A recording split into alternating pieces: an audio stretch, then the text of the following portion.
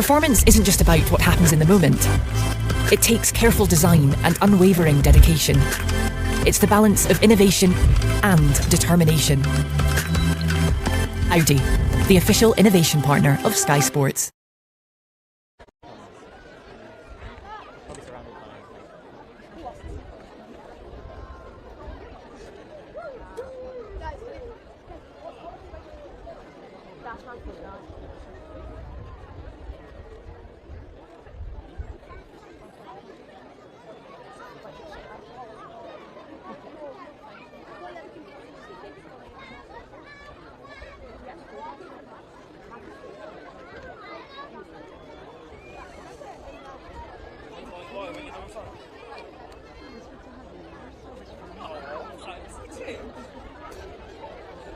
I was just sitting there by myself getting some water. I need to find some people I know.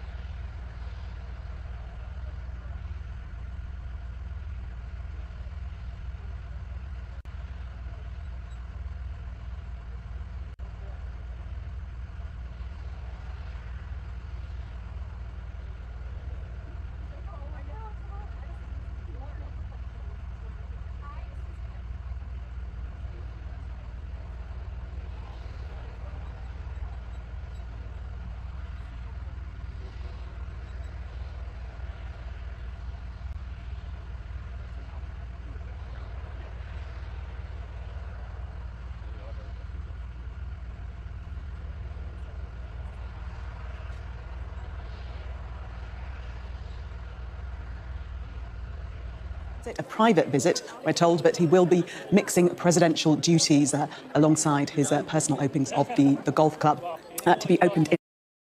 I remember the ball and shoot very well, yeah. That's times have changed since then.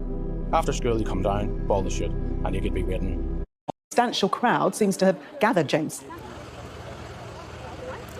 Hi, Gillian. There is a substantial crowd. Indeed, I'm looking out over the apron at Prestwick Airport. Something like 200 people on the other side by the fence. gazing up into the slate grey sky of a South Ayrshire Friday evening. It is quite the local event, I can tell you, and sightseers are out, supporters are out. We have seen the odd Trump flag amongst that knot of people by the fence. Protesters, they will be present over the coming days, of course, but right now at Prestwick, there is a supportive audience. US Embassy staff travelled up from London. Of course, the whole touring party have travelled across the Atlantic in the days before this visit, and the hardware has been transported by some of the heavy lifting aircraft, military aircraft, that now are parked up at Prestwick Airport East. The Cadillac that will transport Donald Trump on his trip around Scotland, that is on standby as part of a convoy of vehicles to transport the president. Convoys driven by the Secret Service in tandem with local Scottish police. That will transport him from here to his golf course at Turnberry. And of course, after a weekend's private trip playing golf, he will make the journey north towards Aberdeen. So he's on Air Force One. He has made the trip from Washington, D.C. He said some words on departure, had an impromptu news conference with the media present, spoke about the subject du jour, the subject of the day, as it has been over recent days, the business of Jeffrey Epstein, the controversy surrounding the Epstein affair. The key question he was asked today was about Ghislaine Maxwell. She was questioned yesterday by the Deputy Attorney General for information that she has.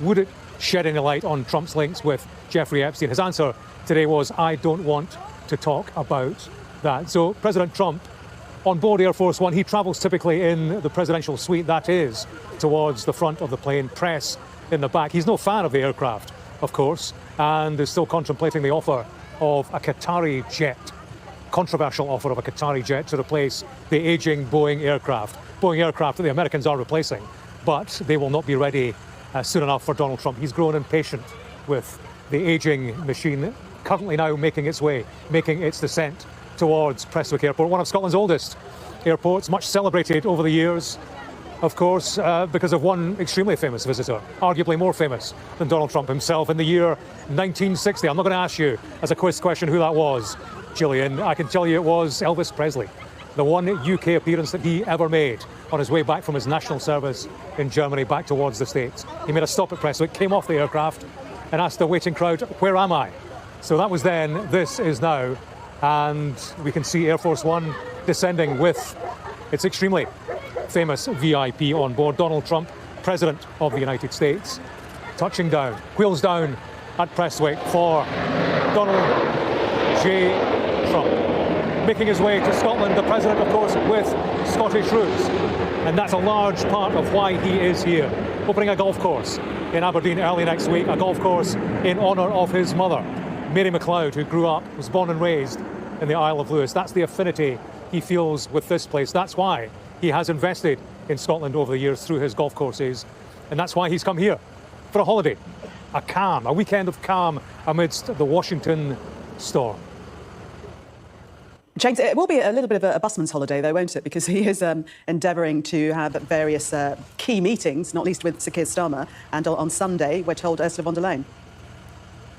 That's right, yeah, very much a working holiday. Sir Keir Starmer, he will hook up with Donald Trump on Monday at Turnberry. They will spend time together. As I understand it, will travel together up to Aberdeen. So, you know, FaceTime, important clearly for the UK Prime Minister as he seeks to cement his relationship, which is going well with Donald Trump. They seem to appreciate each other's company. So Keir Starmer clearly keen to progress a holiday bromance while Donald Trump is on this side of the Atlantic. They will talk trade. They have this framework agreement, which over time has been refined, and Keir Starmer will want to fine-tune some of the details in that agreement. They'll talk about tariffs, how they might be reduced further, tariffs specifically on steel, and of course Scotland's national drink, whisky, will feature. That is an issue uppermost in the minds of some of the trade representatives north of the border. They will talk as well about Russia and Ukraine. UK officials are encouraged, as they are in European capitals, encouraged by Donald Trump's change in tone and in tune in terms of support for Ukraine. He has lent towards the Ukrainian cause rather more in recent weeks than he had done previously. So Keir Starmer will want to pursue that and progress it in terms of Trump's policy on that. And as well as that, Gaza will clearly be at the heart of discussions, an immediate crisis to be addressed, and Keir Starmer will want to turn Donald Trump's attention to that with a degree of urgency. So very much to talk about with Sir Keir Starmer. I might say, Gillian, the representative of Her Majesty's government here in Prestwick to meet Donald Trump off the plane is Ian Murray, Scottish Secretary. That's slightly awkward and perhaps reflective of the uneasy relationship that Trump has with Scotland, because Ian Murray, he signed a Commons motion in the past that labelled Donald Trump racist, misogynistic and xenophobic. So, that's an awkward circle to be squared in terms of the choreography here. One does wonder if Donald Trump remembers that, if that looms large in his mind at all. John Swinney is the other figure of controversy, Scotland's First Minister. No fan of Donald Trump in the past. In fact, he supported Kamala Harris at the last election. He wanted Donald Trump's forthcoming state visit to the UK cancelled after the shouting match with Volodymyr Zelensky in the Oval Office. So again, that is awkward. John Swinney will meet Donald Trump on this trip. Trump actually described him in Washington today as a good man. So perhaps the insults and the discord of the past will be put behind them. We'll wait and see, but you can see Air Force One making its way along the taxiway. Ian Murray, Scottish Secretary, and the UK Ambassador for the United States will be meeting Donald Trump at the bottom of the steps when he eventually arrives. The way these things work, Gillian, in terms of the typical choreography, we'll have the press, they've been travelling in the back, they will come off and they will, I imagine, hang around underneath the wing. If Donald Trump has words to say coming off that aircraft, he will probably say it to the press who have travelled with him on the taxiway. So we'll wait to see if that happens. But the press will come off, and sometime after that, Donald Trump will come off. The convoy of vehicles, which I'm looking at them now on standby, a collection of Range Rovers, that beast that I spoke about, the Cadillac limousine, bulletproof, sealed to protect against chemical attack.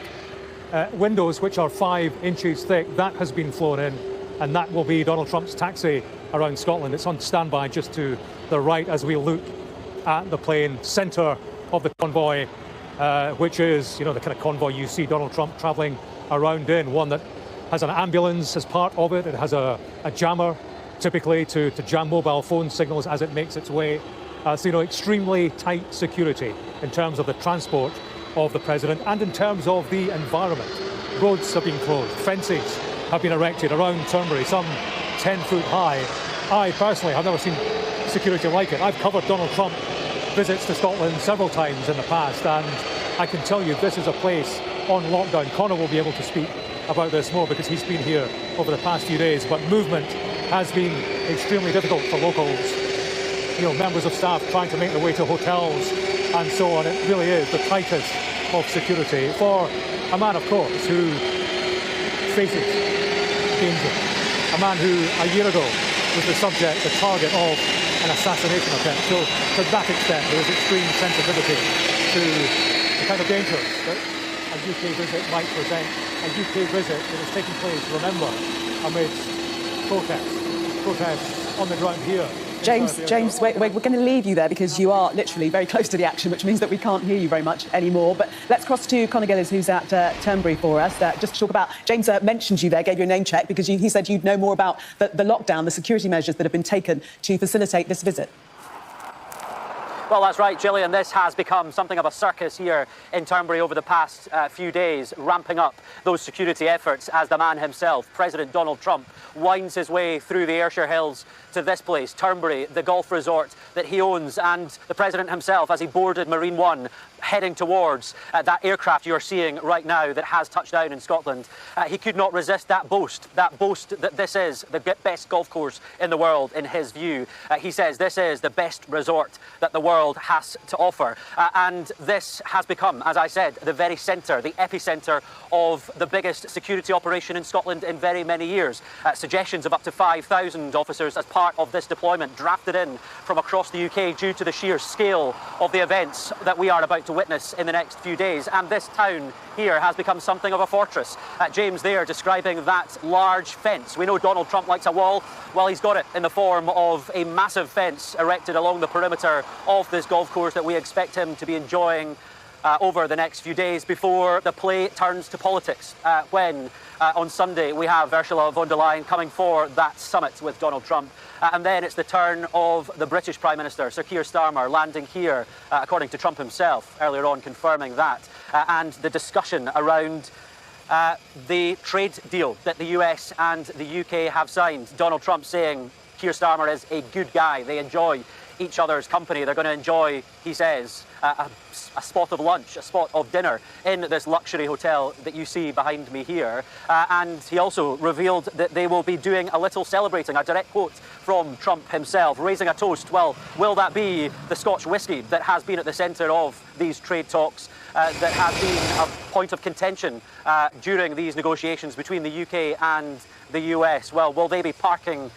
those issues aside, or will they be thrashing out more details? We will wait and see. And then, of course, there is no official press conference arranged with the Prime Minister and the President here, but we are told the media will get a glimpse of the pair sitting down in this White House. Donald Trump swapping the White House for this one you see here, and we know Donald Trump cannot resist a moment in front of the cameras to talk live to the world on his thoughts of the day. So what news will that generate here at Turnberry? Well, we will have to wait and see. And then there was that discussion that James mentioned there around John Swinney, Scotland's First Minister. Clearly a player this weekend, not the most significant figure that Donald Trump clearly will be meeting, but Donald Trump has made this invitation, extended this invite to the SNP leader, the First Minister of Scotland, for those discussions. Another moment that Donald Trump said in that impromptu press event as he boarded Air Force One earlier on, he said, John Swinney was a good man. I wonder if that's the endorsement that John Swinney will be looking for this weekend from Donald Trump. But yes, the security effort, back to that here. There is a sizable number of officers clearly over the course of today, extending throughout this very small town of several hundred residents who are not unfamiliar with Donald Trump's presence, his antics on the golf course as well. They will be hoping to catch a glimpse of the President. Many have chosen to flee the village for the weekend to get away from the madness as the international media, the President and the entourage that he brings rolls into town. I can say that, you know, for all the talk of the protests that we witnessed when the President was last here during his last moment in the White House, we certainly haven't seen much of that today here, but there is still time, I suppose. Talk of organised protests at cities across Scotland tomorrow. Will we be seeing a rerun of the protests on the beach? Connor, we have sight of the President right now.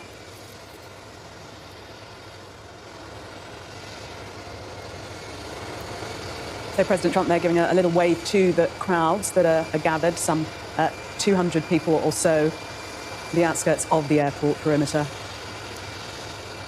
We don't know as yet whether he'll have any words for the media before getting into the beast. That's waiting.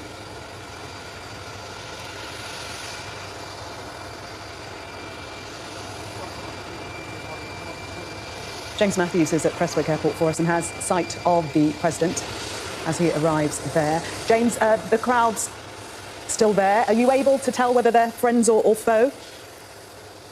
I think they're largely friends, Gillian, as I look and as we watch the President speaking to the media that have been travelling with him. They will be asking him questions that pertain to this trip and pertain to his wider responsibilities, of course, bearing in mind he is the leader of the free world who carries the weight of the world wherever he goes. Much to discuss, questions about Jeffrey Epstein, questions about Gaza, questions about Russia and Ukraine. He will want to talk about the reason that he has made this journey, this holiday trip to what he would consider something of a homeland, the country of his mother's birth, Mary McLeod, who was born and raised in the Isle of Lewis.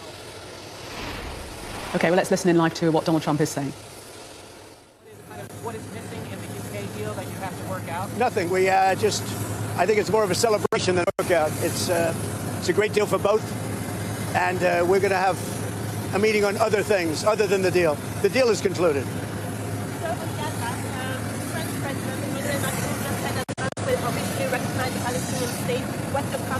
Well, that's what he does. I mean, you know, that's fine if he does that. That's up to him. It's not up to me. I'm with the United States. I'm not with France. And the humanitarian situation in Gaza, we hear very dire warnings about. I think it's terrible what happened with Hamas. They tapped everybody along, and we'll see what happens. We'll see what response Israel has to that. But it's getting to be that time. Also, there's deal. What is left to work out? What are the final sticking points? I don't know. With the European Union, I think we have a good 50-50 chance. That's a lot. What are the sticking points? Well, I don't want to tell you what the sticking points are, but the sticking points are having to do with maybe 20 different things. You don't want to listen to all of them. Yes. What advice are you going to have for our Prime Minister about free speech? It's very important to people here. Well, it is, but I like your Prime Minister. He's slightly more liberal than I am, as you've probably heard, but he's a good man. He got a trade deal done. And, they've been working on this deal for 12 years. He got it done. It's a good deal. It's a good deal for the UK. So, no, I'll be seeing him tomorrow, I guess, tomorrow evening. And this is our wonderful ambassador, as you know. He's doing a good job. He's a very, very successful man. He'll be doing a good job. The Royal Ancient says you're going to have to improve infrastructure at Turnberry to bring the Open back. Is that something you're going to I don't know. The best course anywhere in the world is Turnberry. The players all want to be at Turnberry.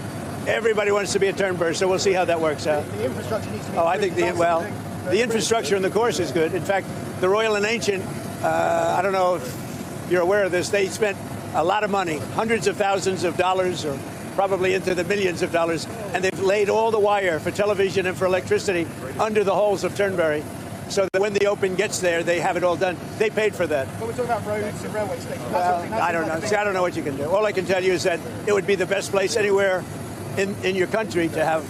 There's no place like it. There's no place like Turnberry. It's probably the best course in the world, and I would say Aberdeen is right up there also. Aberdeen's great. And while we're here, I'll be with my son, and he's going to cut a ribbon for the second course at Aberdeen, which is just about equal to the first. I mean, it's going to be a battle. It's, as you know, they're very highly rated, and the second course is great. Sean Connery helped get me the permits. If it weren't for Sean Connery, we wouldn't have those great courses. No, I was never brave. No. Did you ask how? What are you hoping Todd Blanche interviewing Ghislaine Maxwell? What are you hoping that they get out of that? I really have really nothing to say about it. She is being talked to by a very smart man, by a very good man, Todd Blanche. And I don't know anything about the conversation. I haven't really been following it. A lot of people are asking me about pardons. Obviously, this is no time to be talking about pardons. But a lot of people have asked about pardon. This is just not a time to be talking about pardons. Todd will come back with whatever he's got. You're making a very big thing over something that's not a big thing. You should be talking about, if you're going to talk about that, talk about Clinton, talk about the former president of Harvard, talk about all of his friends, talk about the hedge fund guys that were with him all the time. Don't talk about Trump. What you should be talking about is the fact that we have the greatest 6 months in the history of a presidency, according to a lot of people. And we had an amazing 6 months. And this is sort of an example of it. Now we're meeting with the European Union, we're also meeting with, as you know, the head of UK, Prime Minister, and I look forward to that. But we're meeting in terms of a deal. We're meeting with the European Union, and that would be actually the biggest deal of them all if we make it. Did you ask House Republican leaders to not vote on the resolution about I was never involved in that. I'm focused on making deals. I'm not focused on conspiracy theories that you are. I mean, I watch you people. It's so sad. You ought to talk about the success of our country instead of this nonsense you talk about over and over again. You've done an amazing job on illegal. Estee Lauder. 24-hour double wear, multi-dimensional matte foundation, powered by Invinciwear technology. Designed to move with you. Breathable, lightweight double wear. Claim your free 10-day sample in store. Took out a lot of bad people that got there with and you see these windmills all over the place, ruining your beautiful fields and valleys and killing your birds, and if they're stuck in the ocean, ruining your oceans. Stop the windmills. And there's a couple of things I could say, but on immigration, you better get your act together. You're not going to have Europe anymore. You got to get your act together. And we, as you know, last month we had nobody entering our country. Nobody. Shut it down. And we took out a lot of bad people that got there with Biden. Biden was a total stiff. And what he allowed to happen, but you're allowing it to happen to your countries. And you got to stop this horrible invasion that's happening to Europe, many countries in Europe. Some leaders have not let it happen. And they're not getting the proper credit they should. I could name them to you right now, but I'm not going to embarrass the other ones. But stop. This immigration is killing Europe. And the other thing, stop the windmills, killing the beauty of your countries. Thank you very much, everybody. Donald Trump there ending his impromptu news conference with the gathered journalists. When we joined the conference, he was saying that the deal is concluded, referring to the UK-US trade deal. He confirmed that he will meet Sir Keir Starmer tomorrow. He was asked about President Macron's pledge to recognise a state of Palestine by September. And he said that I'm with the United States, I'm not with France.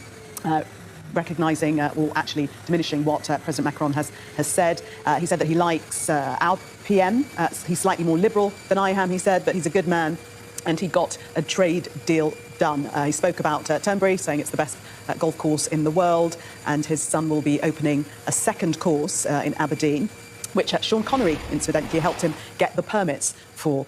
He didn't want to talk about Ghislaine Maxwell, said had nothing to say about that, but then he did go on to say that she's speaking to a very smart man, Todd Blanchard, and this is not the time to be speaking about a pardon, a question that has been raised to him several times about Ghislaine Maxwell seeking a pardon from him. James Matthews is at Prestwick as the Beast drives off. James. Yeah, hi, Gillian. It was interesting, I think, what he had to say. He was repeating much of what he told the media as he left Washington, D.C., came here saying that on this European trade deal, there's a 50-50 chance. All eyes will be on that meeting with Ursula von der Leyen on Sunday at Turnberry. I thought it was interesting on the Maxwell stuff. This business of Ghislaine Maxwell speaking to Todd Blanche, his former private lawyer, now Deputy Attorney General. I've heard Donald Trump say a number of times, this is no time to be talking about a pardon for Ghislaine Maxwell. I've heard it so many times over the course of today. It does make me wonder, I don't know about anybody else, but, is he trying to introduce this idea, embed it into the public consciousness, float the notion of a pardon so that, should there be such an announcement, it's one that the public at large is prepared for. Maybe that's a cynical view, but that's a number of times he's addressed the idea of a pardon without committing himself either way. But he's on his way to Turnberry, the course that he describes as the best in the country. He was asked about it being used for the Open. That's a controversy. It certainly is for him. The Royal and Ancient, they don't want Turnberry used. They don't like the infrastructure. They don't like the kind of circus that it would bring to golf and to that particular golf course, the Trump circus and everything that involves. Well, perhaps that's a question to be addressed. It certainly was by the president. It's where he's headed now for a weekend of golf. He'll be there over the course of Saturday and Sunday, and then Monday heads up to Aberdeen, to the Many Estate, where he has that other golf course. He's opening a new one in honour of his mother, the Scottish mother, that is behind his very strong connection with this place, this country. That's why he's here. James, thanks very much for the moment as President Trump is on his way away from Prestwick Airport. Let's speak now to Professor Christopher Carman-Stevenson, Professor of Citizenship in Political and International Studies at the University of Glasgow. Good evening to you. First and foremost, this is, we're told, is a private visit, but there's certainly presidential manoeuvres afoot. Yes, this visit really encapsulates sort of the Trump presidency in the second term. The combining of his business enterprises and his activities around promoting his business enterprises with the activities, the official activities of being president of the United States. Those things have begun to really combine in a way that we haven't seen before in any presidency. And so, here, this trip was... Performance isn't just about what happens in the moment. It takes careful design and unwavering dedication. It's the balance of innovation and determination. Audi, the official innovation partner of Sky Sports. And these sorts of things are being raised. Democrats are certainly raising these charges. On the other hand, many of his supporters say this is just who Trump is. We've always known that this is who Trump is. You're sort of getting, what's on the tin. You mentioned using Marine One, Air Force One, the Beast. Are these all legitimate uses of presidential paraphernalia whilst carrying out private business?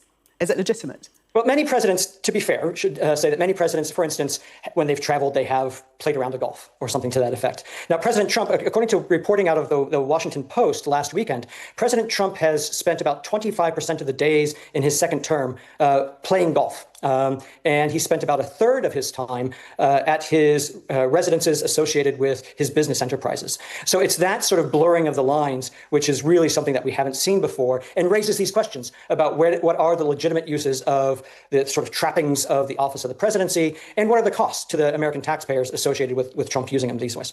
And there is no precedent for this, is there? There simply is not, no. We know that he will be doing some presidential work, shall we say. He's meeting Sir Keir Starmer, and top of the agenda will be the trade deal. He's already hinted at that. So some international work will be done. Yes, absolutely. He's just said in that press conference, we just heard it, he's saying that the deal is concluded. Most of the reporting on the deal is that as of now, it's still somewhat more in the framework sense. So we would expect discussions around steel and aluminum tariffs, digital taxes to be brought up in this. We can expect First Minister John Swinney to raise issues around, say, whiskey tariffs and trade between Scotland and the US. And then, of course, then we have the ongoing talks with the EU, which apparently are now going to happen and have been slotted in for the weekend as well. So it is going to be a busy time.